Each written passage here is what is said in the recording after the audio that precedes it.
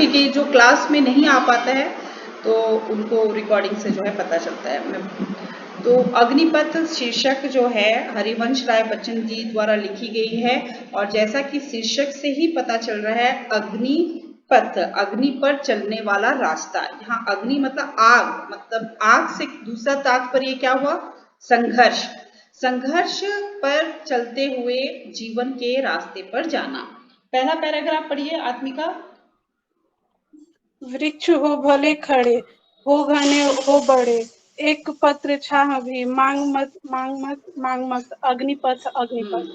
तो यहाँ जो हरिवंश राय बच्चन जी क्या कहते हैं कि जो हमने अगर अपने जीवन में कोई लक्ष्य बनाया है, ठीक है, या हमारे जीवन का कोई मकसद है, तो उसे हमें संघर्ष कितना भी कठिनाई क्यों ना है, रास्ते में कितनी ही मुसीबत क्यों ना आए, कितनी ही कठिनाई क्यों ना आए, लेकिन हमें जो है अपने संघर्ष को झेलते हुए अपने लक्ष्य को प्राप्त करते हुए आगे बढ़ना है, ठीक है।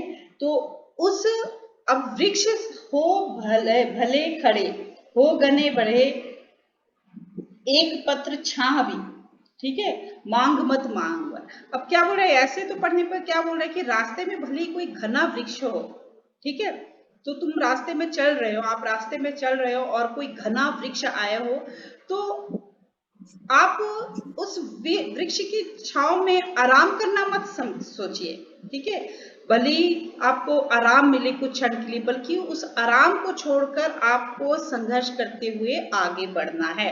तो यहाँ वृक्ष क्या हुआ कि मान लीजिए जिंदगी में हम अपना लक्ष्य प्राप्त कर रहे हैं, उस लक्ष्य को प्राप्त करने के लिए कोई हमें मदद करना चाह रहे हैं, या थोड़ी देर के लिए हमें कुछ सुख मिल रहा है, तो हमें ऐसे जो परिस्थिति में क्या है कि हमें उस सुख की चिंता नहीं करना है, उस क्षण भर के सुख के लिए अपने रास्ते से भटकना नहीं है, बल्कि जिस प्रकार से पेड़ की छाव में अगर कोई यात्री रुक जाता है चलने वाले, तो वो क्या होता है, उसको नींद आ जाती है, फिर वो सो जाता है। तो इसी तरह यदि हम क्षण भर के लिए अगर सुख चाहेंगे अपने संघर्ष को छोड़कर, तो फिर क्या है, हम अपना रास्ता भटक जाएंगे। तो कवि ये कहना चाह रहा है कि जब आप अपने लक्ष्य को प्राप्त करने के लिए आगे बढ़ रहे हैं, तो जब तक आप अपने लक्ष्य को प्राप्त नहीं कर पाते हैं, तब तक किसी प्रकार आपको रुककर अन्य सुख सुविधा का उपभोग नहीं करना चाहिए, उसको अपने लक्ष्य को विराम वहीं रोक नहीं देना चाहिए। आया समझ में सुप्रिया? आत्मिका को आ गया। तो ये पहला है, ठीक है। तो वृक्ष हो भले खड़े, हो घने हो बड़े, एक पत्र छाह भी, मांग मत अग्निपथ अग्निपथ। कि हे मनुष्य, तू अपने जीवन के लक्ष्य को प्राप्त करने के लिए कई संघर्ष को झेलते हुए रास्ते पर, जिस रास्ते पर चल रहा है वो मानो अग्निपथ के समान है, वो तपता हुआ रास्ता है।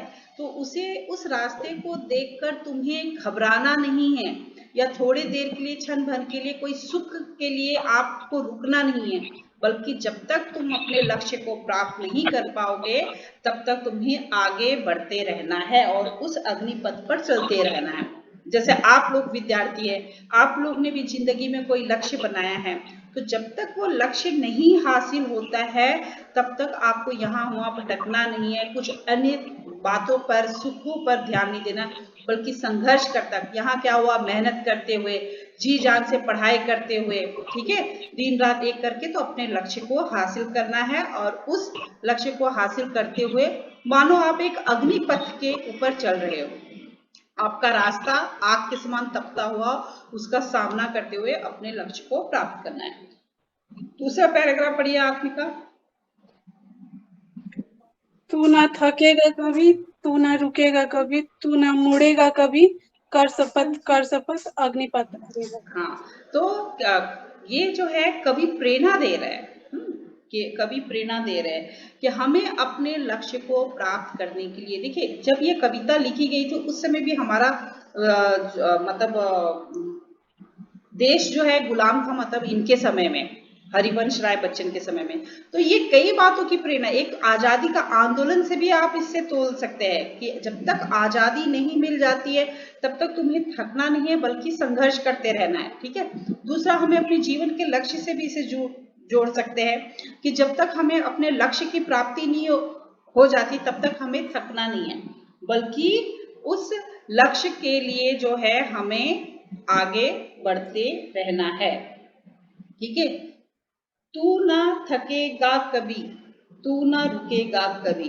तो कवि जो है प्रेरित कर रहा है, कवि क्या प्रेरित कर रहा है कि भले ही तुम्हें मार्ग पर अपने लक्ष्य को प्राप्त करते हुए, चाहे वो लक्ष्य कुछ भी हो, आपके जीवन का लक्ष्य हो, चाहे देश को स्वाधीनता दिलाने का लक्ष्य हो, कैसा भी लक्ष्य हो, उस लक्ष्य को प्राप्त करते हुए कवि बोलता है कि तू ये शपथ कर मुझसे, शपथ मतलब क्या, प्रतिज्ञा कर, मुझे वचन दे कि अपने जीवन का लक्ष्य प्राप्त करते हुए या अपने देश को आजाद कराने के लिए जो भी लक्ष्य है उसे प्राप्त, ये तू शपथ कर कि तू उसे जब तक प्राप्त नहीं कर पाता है, पाठकों को प्रेरित कर कि तुम जब तक प्राप्त नहीं कर पाते हो अपने लक्ष्य को, तब तक ना तो तुम कहीं रुकोगे और ना ही थक कर कहीं रुकोगे, विराम करोगे, ठीक है। तो ये प्रेरणा दे रहा है। अगर इसकी कविता को उनको पढ़ेंगे तो वो काफी मतलब तुकबंदी में कह रहे कि ना तू ना थकेगा कभी,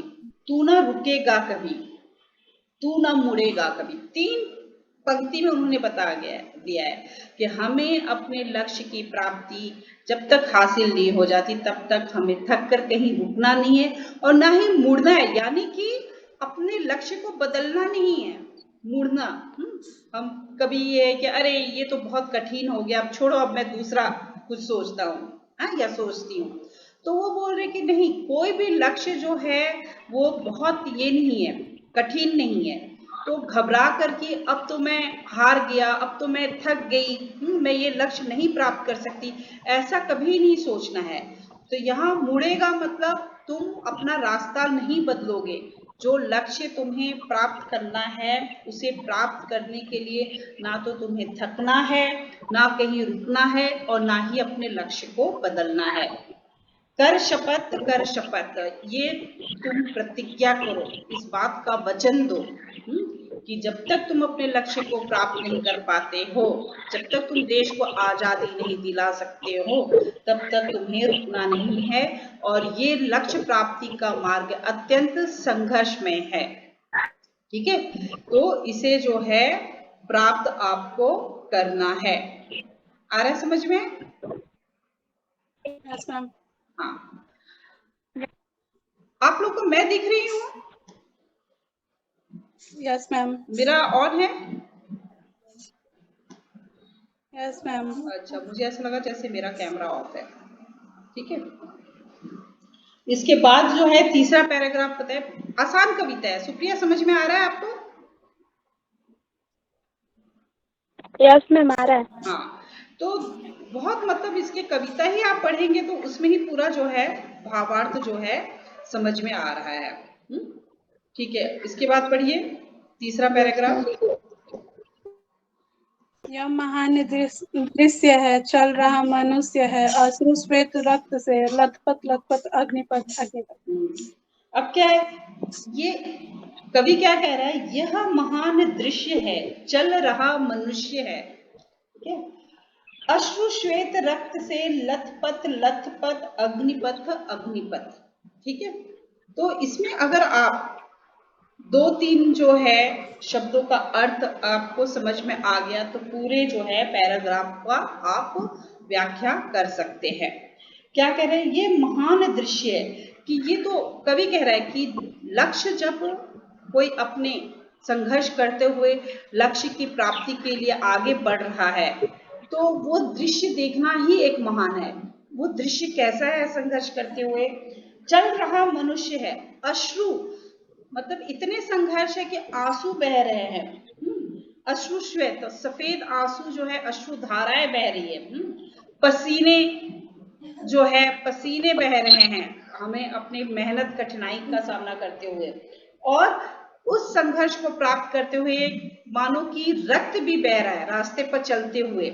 तो ऐसा मनुष्य जो अपने लक्ष्य को प्राप्त करने के लिए किसी भी प्रकार के मुसीबत का, संघर्ष का सामना करने के लिए तैयार हो जाता है, भले ही उसके मार्ग में कितनी ही बाधा क्यों ना हो, भले ही आंसू क्यों ना निकल आए, खून से जो है उसके पैर चलते हुए लथपथ क्यों ना आए, लेकिन फिर भी वो अपने लक्ष्य को प्राप्त करने के लिए डटा है। या दूसरा आप बोल सकते हैं आजादी संघर्ष में जो भाग ले रहे हैं, भले ही कितनी ही उन पर अत्याचार हो रहा है, संघर्ष कर रहे हैं, लेकिन फिर भी वो जो है अपने देश की आजादी के लिए लड़ रहे हैं, तो ये दृश्य देखना ही अपने आप में क्या है, महान है। ठीक है, यह महान दृश्य है। पहले ही बोला, यह महान महान दृश्य कौन सा महान दृश्य है कि किस प्रकार से लोग अपने लक्ष्य प्राप्त करने के लिए आगे बढ़ रहे हैं। ठीक है, और वह दृश्य क्या है कि इतनी कठिनाई, मार्ग में बाधाएं आ रही कि आंसू निकल रहे हैं सफेद, हाँ, रक्त खून से लथपथ पैर है, लेकिन फिर भी लथपथ लथपथ मतलब पसीने से, आंसू से, खून से सारा शरीर जो है उसका लथपथ है, लेकिन फिर भी वह आगे बढ़ा जा रहा है अपने लक्ष्य को प्राप्त करने के लिए। अग्निपथ अग्निपथ। ठीक है, आया समझ में? तो ये 3 अवतरण ही मुझे मिला है, और शायद 3 छोटी कविता है, और पूरी कविता का भावार्थ ये है कि कवि कह रहे हैं कि यदि जीवन में कुछ हासिल करना है, यदि जीवन में किसी लक्ष्य को या मकसद को प्राप्त करना है, तो उस मकसद को प्राप्त करने के लिए हमें जी जान से जुट जाना है। ठीक है, उस मकसद को प्राप्त करने के लिए आपको घबराना नहीं है। ठीक है, चाहे मार्ग में कितनी ही बाधाएं क्यों ना हो, चाहे कितनी ही कठिनाइयां क्यों ना हो, जब तक कि आप उस मकसद को, उस लक्ष्य को प्राप्त नहीं कर लेते, चाहे कितनी भी मुसीबतें क्यों ना, उसका आपको सामना करना है। जिंदगी में कभी भी हिम्मत नहीं हारना है, और हिम्मत हार के ना ही आपको अपने रास्ते से भटकना है या रास्ता, अपना पथ को मोड़ना है। तो इस जिंदगी में यदि कुछ बनना चाहते हैं या कुछ हासिल करना चाहते हैं, तो आपको अपने लक्ष्य के, जो अग्नि के पथ के समान आपका लक्ष्य है, संघर्षमय है, मेहनत से भरा हुआ, वो सभी को आपको जब तक सामना नहीं करेंगे, तब तक आपको आपका मकसद प्राप्त नहीं होगा। ठीक है, तो ये पूरी कविता जो है प्रेरित कर रही है। तो इस कविता में जो है उत्साह का भाव है। अगर हम देखेंगे कि हम पाठकों में ऐसी कविता पढ़ कर क्या, यशोधरा में जब हम पढ़ रहे थे आत्मिका,